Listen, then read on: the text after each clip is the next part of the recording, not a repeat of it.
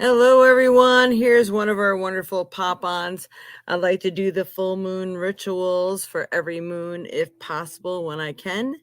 And because I was thinking about it this evening and had some time, I decided why not tonight, right? So if you don't get to see it live, it's no big deal. Hopefully you get to go over this again, especially while spring is coming. It's really important to do your rituals or manifestations during the full moon period. Now, it's good if you start doing this as the moon is getting full and filling up, as this is when the energy is filling up to its height. So, we want to tell you a little bit about this full moon.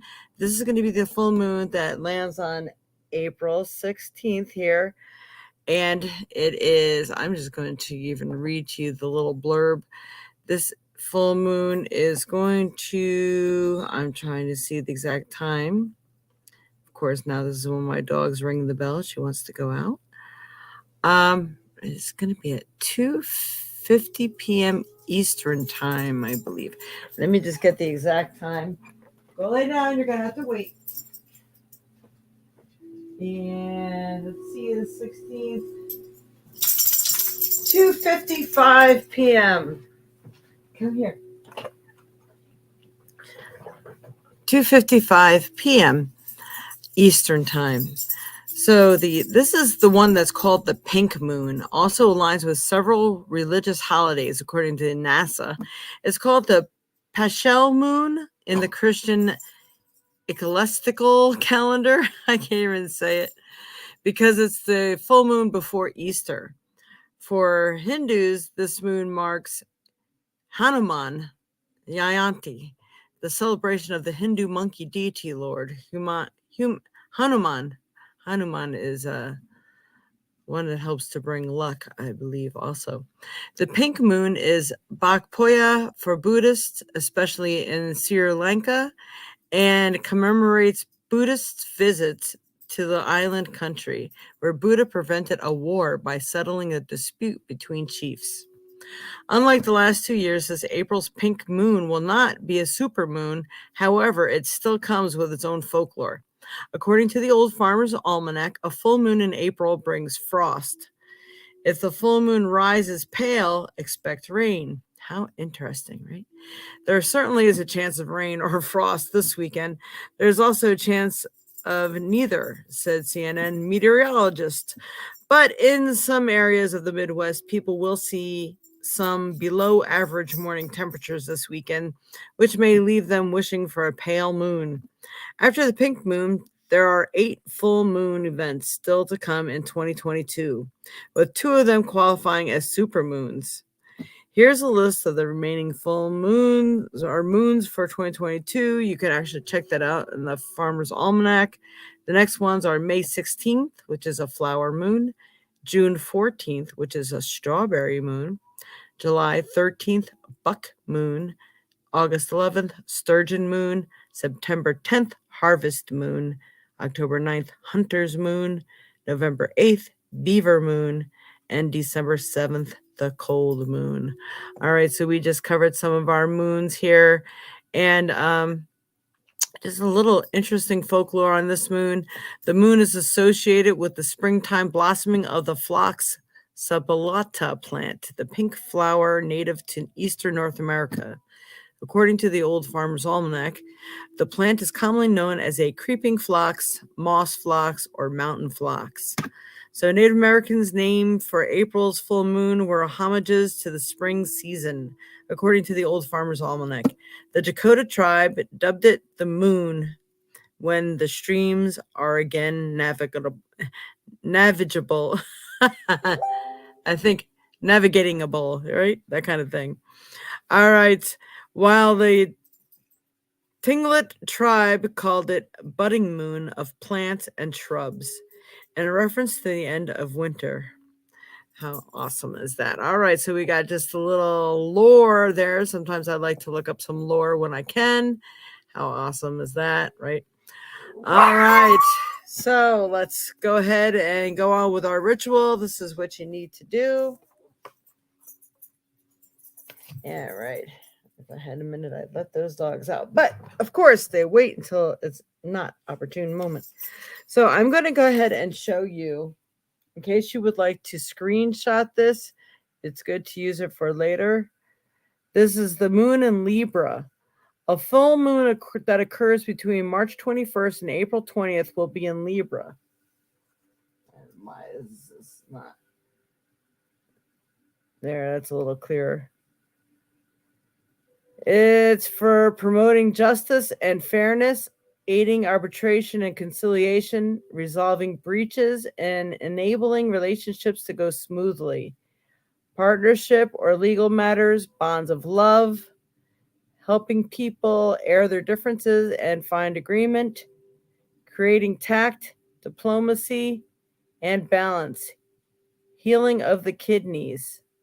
So every moon has their specialty. It doesn't mean, hey, welcome, Dreamweaver. It doesn't mean that you can't manifest anything that you want to or desire, but these are the things that it is known for that particular moon. All right, so when we do this ritual, we will go ahead and be reciting this. So if you have a light blue candle or you burn incense or oil of rose or geranium, I happen to have both oils, so I'm going to anoint my candles with both of those oils.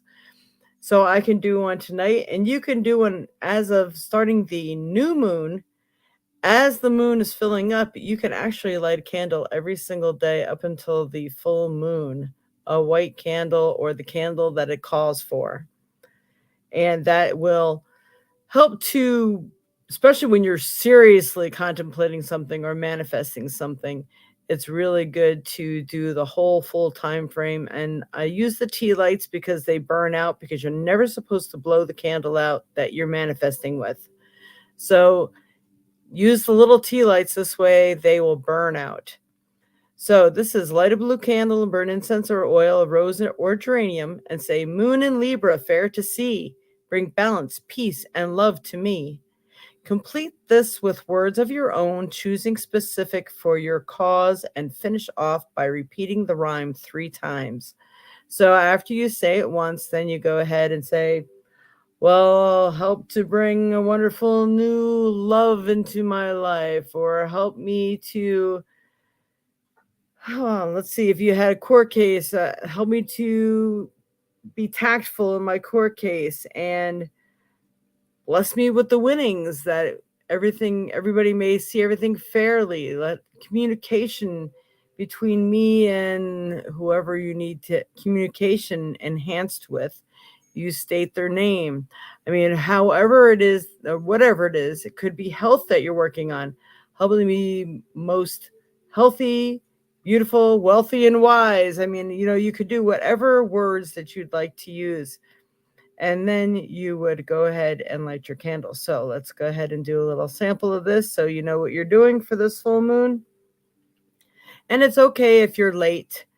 The full moon always affects 3 days before and 3 days after. And lately, it seems to be really affecting a couple of weeks either way. So we'll do that. So let's see. We'll go ahead and anoint our candle.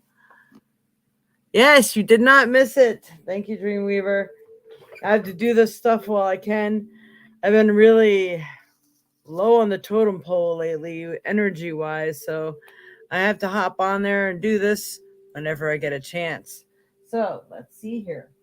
So we're going to take our candle out and open up our geranium and open up our rose. And of course, the more authentic the oil, the better this is. It can't just be fragrance oil. It has to be the real deal, or there's no sense bothering at all. All right, so let's see. Now, I should have done this earlier in the day when more people are probably awake. So since this doesn't have one of those droppers, I'm just going to put some on my finger. Scrape some of it off because you don't need a lot. And I'm going to anoint the candle. That means you're rubbing the oil on the candle. Making sure it's getting on there. And with this, it does have a dropper, so you could put a couple drops or a drop. Actually, one drop is all you'll need.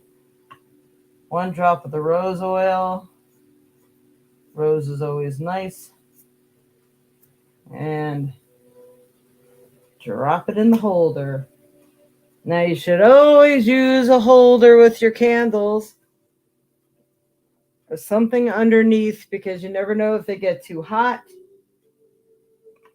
or if the glass might break. And trust me, I've known people that has happened to. I mean, it's supposed to be specifically for candles, but it doesn't always mean it won't break. I've had interesting things happen myself. Okay. Now, don't forget at this time, if you have incense of geranium or rose, you can be burning that as well. You can even be burning your own specific kind. Like if you have some Nag Champa or something, go ahead, burn whatever you need to. Make it a nice ritual, cleanse your space.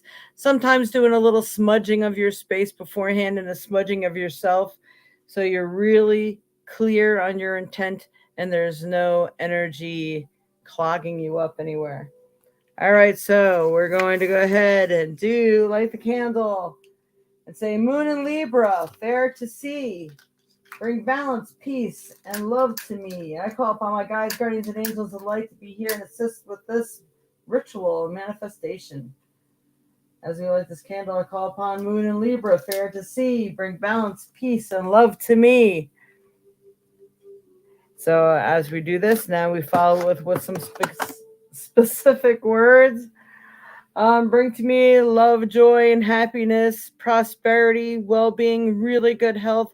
Please watch over my family and loved ones. May they be happy and healthy. And if ever anything were to happen to anyone, that I'm able to be there. There's some interesting things going on lately with my family, so I'd like to state that.